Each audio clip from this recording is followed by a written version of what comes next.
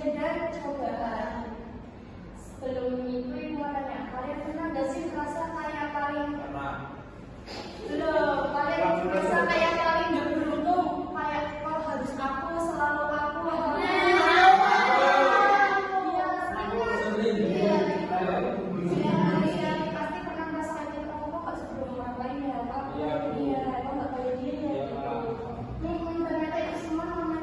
Ujian atau cobaan, dan ternyata ujian dan cobaan itu datang kepada semua manusia, baik itu melihat dia itu orang kaya, orang biasa, orang sederhana, itu nggak melihat dari situ, semuanya itu pasti selalu akan mendapatkan atau pernah mengalami yang namanya ujian dan cobaan. Bahkan orang yang kaya, orang yang banyak pun ada aja cobaannya. Intinya, ya mungkin kalau orang kaya dia uangnya berbeda ya, ekonominya bagus, bisa beli apa-apa, tapi kadang dicoba dari mungkin anaknya yang nggak sopan santun sama orangnya yang nggak soleh, nggak berbakti, itu kan bisa dinamakan ujian atau cobaan juga.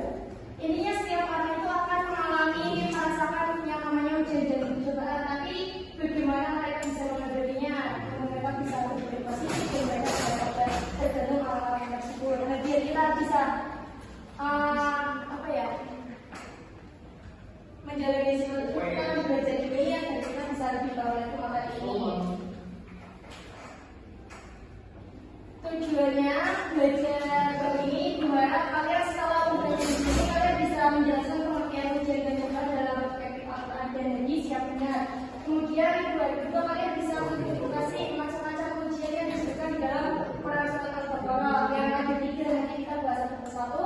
Biar kalian bisa menghubungkan nilai-nilai sabu dan perilaku positif dengan kehidupan sehari-hari secara bermakna.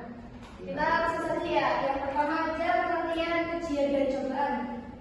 Jadi ujian itu adalah suatu yang pasti dialami setiap manusia, pasti baik berupa keburukan ataupun kebaikan. Setiap orang pasti akan diuji, entah itu ujian yang tidak baik atau ujian yang buruk. Dan sedangkan cobaan itu merupakan sesuatu yang diberikan Allah untuk meningkatkan kualitas diri dalam bentuk tantangan dan kesulitan, bukan karena Allah telah melakukan, bukan karena seseorang tersebut telah melakukan kesalahan atau dosa. Jadi enggak melulu orang yang dosa itu akan mendapatkan cobaan seperti itu. Tapi orang-orang yang sering sholat 5 waktu, sering dekat dengan Allah juga kadang mendapatkan ujian dan cobaan. Kayak contoh kalian tadi waktu beberapa sekolah naik motor misalnya, terus di jalan motornya banyak bocor, itu namanya cobaan. Kalian bisa nggak melewati tantangan tersebut? Itu namanya cobaan. Iya, kalau ada cobaan harus dicoba. Yang tentu. Sekarang ada macam-macam ujian dari awal. Yang pertama ada 3, musibah. Musibah itu mulanya berarti atau mengenai atau menimpa. Memang bisa saja yang mana itu adalah sesuatu yang menyenangkan, tapi biasanya di dalam Al-Quran itu kalau musibah itu sesuatu yang tidak enak atau menyakitkan, kayak musibah banjir gitu, itu kan namanya ujian atau cobaan ya.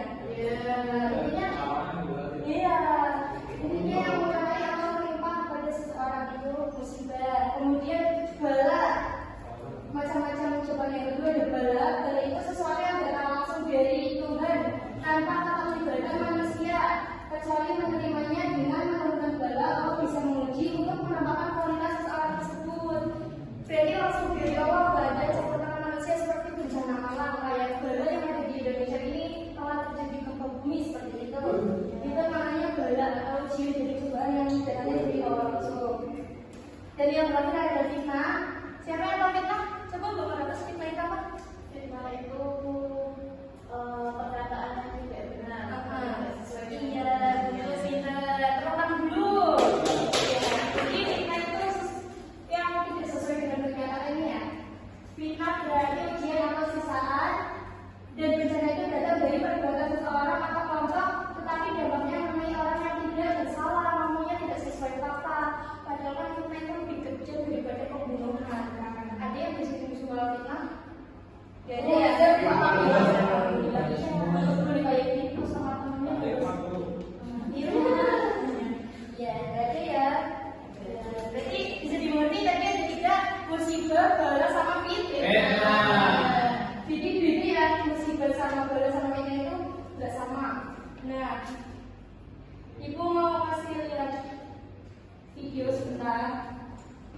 apa?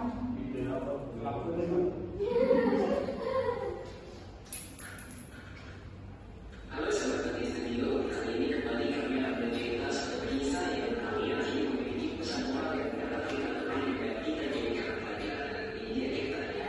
Di sebuah gerbong kereta cepat yang penuh, seorang anak laki-laki berusia sekitar 12 tahun melepaskan pandangannya melalui jendela. Ia terlihat sangat terkejut melihat pemandangan di luar jendela. Dengan diam ia berteriak dan berkata, "Ayah, lihat kalau pohon itu tertinggal di belakang, mereka tidak bisa melihat kita." Saya hanya tersenyum sambil menganggukkan kepala. Saya tidak bangga dan bahagia melihat kebenarannya. Ayah lihat kalau kebenaran mengejar kita, mereka terus mengikuti kita.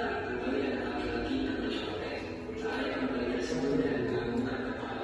Dia sangat bahagia melihat kebenarannya.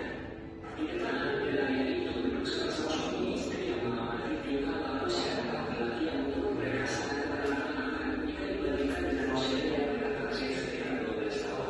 Mereka berdua merasa sangat risih. Kereta pun terus berlalu. Tidak lama kemudian sang laki-laki kembali berteriak, "Ayah, apa itu bus? Wah, keren sekali." Matanya berbinar-binar. Jaya mengaku. Dua orang suami istri di dalam mereka tidak mampu menahan diri. Akhirnya mereka berkata kepada ayahnya, "Kenapa Anda tidak membawa anak Anda ke dokter? Anak Anda sungguh tidak normal untuk anak seusianya." Sehingga ayahnya terdiam. Lalu ia menjawab, "Iya, sebenarnya kami baru saja kembali dari rumah sakit. Anakku ini menderita kebutaan sejak lahir. Dia baru selesai operasi hari ini.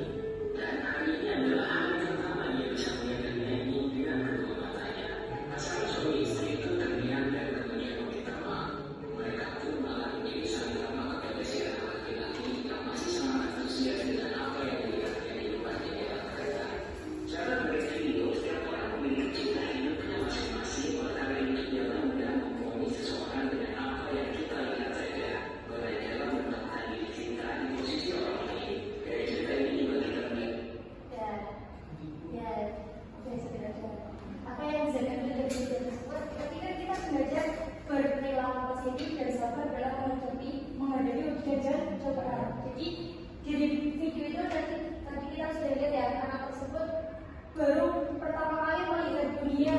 Jadi dia itu kayak senang sekali dan orang tua yang masuk ini nggak tahu sama dia udah belum berpikir positif, dia langsung menuju anaknya bawa ke rumah sakit aja nggak normal itu, padahal dia emang baru pertama kali melihat dunia. Jadi kita itu kalau kita mendapatkan ujian, cobaan, bala, musibah atau apapun itu, kita harus berpikir positif kepada Allah.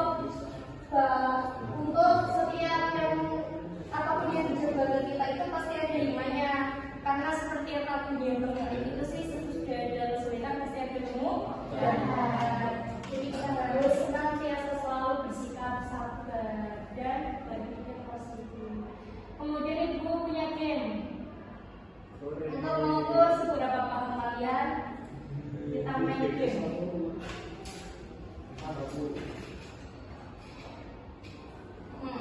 Ibu bagi kelompok aja ya, nanti perwakilan kelompok maju satu-satu ya. Kelompok 1, 2, 3.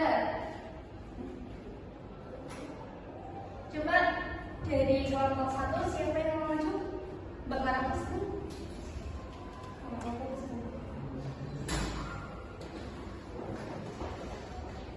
Nanti yang di belakang Mbak Tika sama Mbak Sasi ikut diskusi ya. Mbak Markus di depan buat nanti kamu yang berdiskusi berdua. Coba Mbak, mulai.